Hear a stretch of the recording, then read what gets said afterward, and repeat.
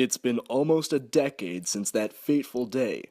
While giving a press conference in Iraq, an Iraqi journalist, Mundatar al-Zaidi, threw both of his shoes at then United States President George W. Bush in a deliberate attack on his life. The president reacted swiftly, using lightning speed to dodge the two leather-clad missiles.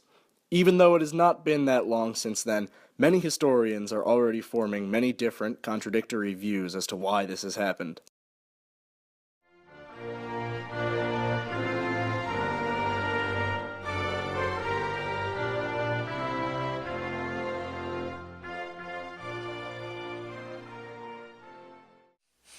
Well, contrary to the popular view that the journalist was actually just angry about damages done to Iraq during the war, I believe that the journalist was a vehement anti-socialist who was mad about the socialist policies like welfare instituted by FDR during the Great Depression, and he thought that by Bush visiting Iraq that America was going to institute its own socialist policies in his own country, and this made him very upset.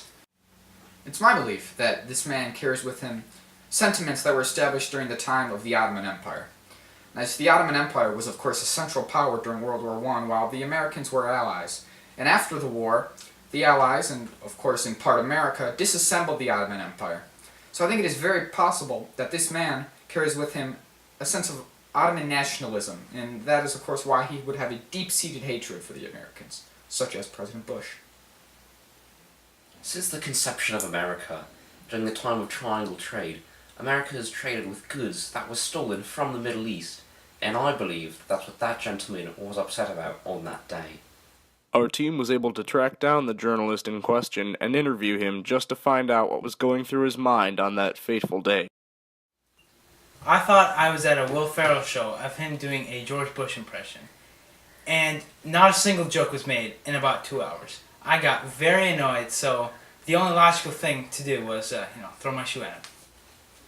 Well, it was Henry Clay in disguise, attempting to assassinate who he thought was Andrew Jackson's successor. Really, I just don't like George Bush.